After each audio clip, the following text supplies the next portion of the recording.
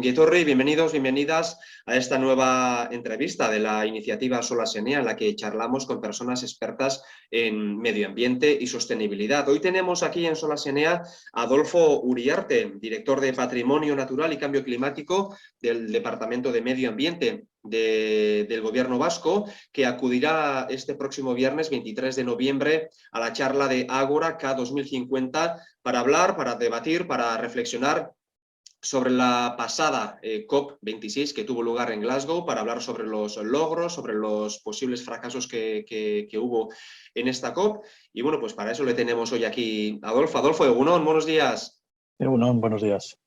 Bueno, antes que nada, cuéntanos un poco con qué objetivos acudió la delegación vasca a Glasgow, a esta COP que se celebró en Glasgow.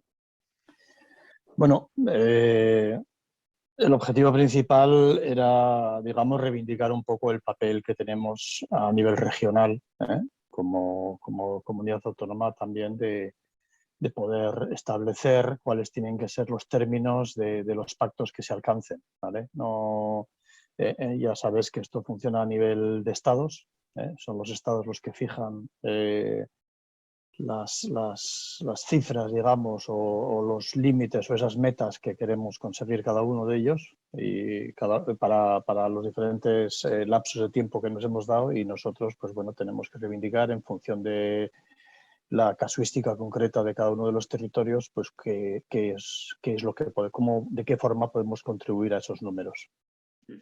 ¿Y qué tal han ido las negociaciones, las reuniones que han tenido lugar allí? Bueno, bien, realmente bien. Lo que se ve es que Euskadi está, digamos, no digo que seamos los adelantados de la clase, pero sí que estamos haciendo los deberes en algunos casos. Sí es cierto que, bueno, se exige mucho desde aquí, desde casa. Desde aquí se nos exige mucho ser más ambiciosos, pero lo cierto es que nosotros lo que podemos hacer es ser tan ambiciosos como propongan los estados en esa repartición que se tiene todavía que hacer. Nos tendrán que decir de esos porcentajes de reducción de emisiones que nos hemos dado para 2030 y esa neutralidad en carbono que nosotros ya hemos firmado para 2050 o nos hemos comprometido con esa neutralidad. Pues bueno, saber los tiempos, saber el plan de acción concreto y saber pues muchas otras cosas que están todavía por determinar. Precisamente hace un par de días entrevistábamos en Solasenea a Carmen Duce, que será otra de las ponentes de la charla que ofreceréis en el Museo San Telmo a partir de las 7 de la tarde, el 23, y nos decía, y también lo hemos leído en varios medios, que la principal palabra con la que se quedan es decepción, ¿no? Decepción sobre todo en cuanto a los acuerdos adoptados con los combustibles fósiles, que en vez de, bueno, pues eliminarlos, se aboga ahora por ir disminuyendo poco a poco, progresivamente, su utilización. ¿Qué valoración haces tú personalmente y la delegación del Gobierno vasco que acudió a Glasgow de los acuerdos adoptados en esta COP? Sí, básicamente nosotros hablamos, efectivamente, no son acuerdos perfectos, no son perfectos, pero dentro de lo que hemos identificado, creemos que sí son ambiciosos, sí creemos que hay un salto importante y hay un consenso importante de muchos países que están ya metiendo o priorizando la acción climática en sus agendas, es decir, esto se está convirtiendo en una agenda global.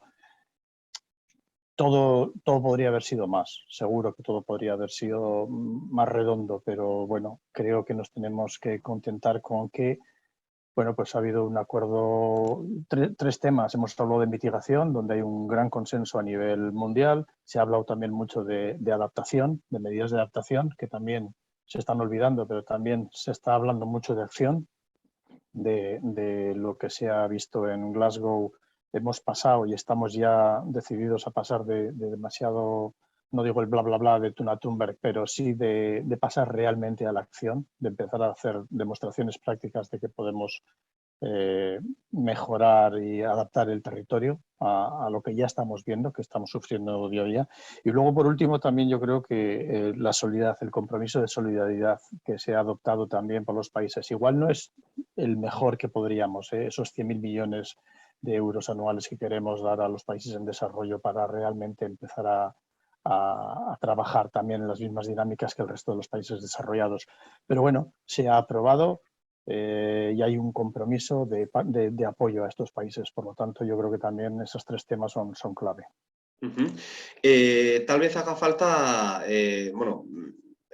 socializar más, ¿no? Mostrar más las acciones que se vayan a hacer. Mucha gente se presenta reticente con estas COPs porque cree que bueno, pues reunirse una vez al año no soluciona grandes cosas, luego hacen falta medidas concretas, medidas determinadas.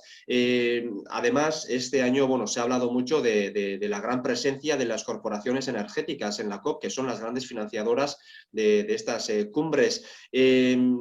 ¿Ves que bueno, esta reticencia, esta desconfianza con las COP está razonada o crees que de verdad son un lugar para tomar determinadas decisiones y luego aplicarlas poco a poco a lo largo del año por todos los países participantes? Yo creo que esto es tema de consensos, tema de equilibrios. Si no hubiesen estado las grandes corporaciones, como dices tú, las hubiésemos echado de menos.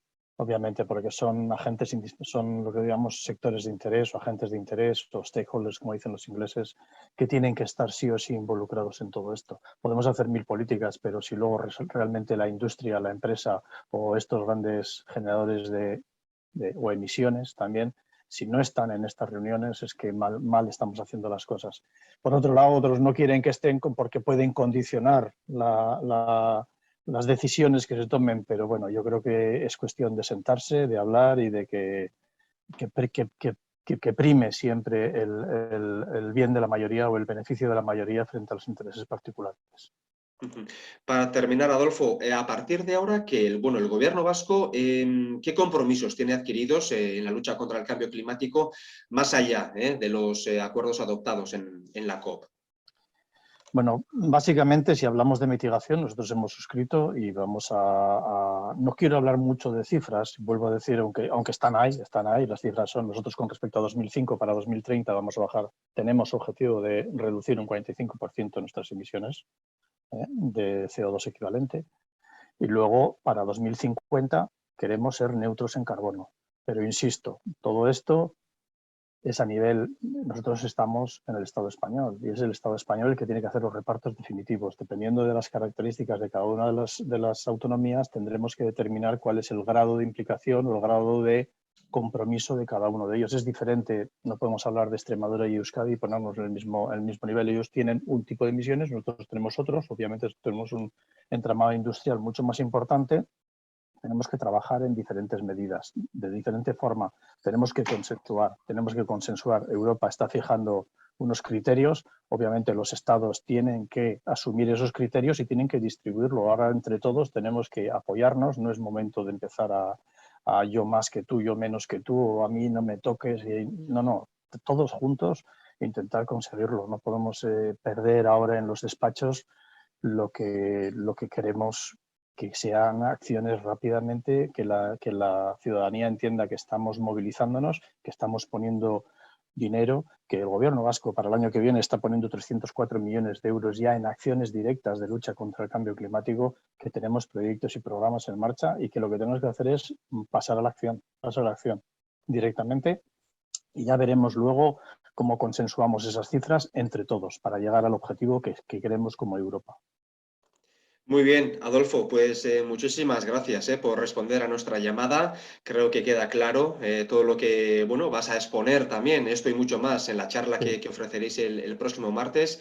Recordamos que será en el Museo San Telmo el 23 de noviembre, martes, a partir de las 7 de la tarde, que se podrá también seguir en directo a través de YouTube. Entonces, lo dicho, Adolfo, muchísimas gracias por estar aquí hoy con nosotros y nos vemos el martes. Muchas gracias a vosotros. Eskerrik asko.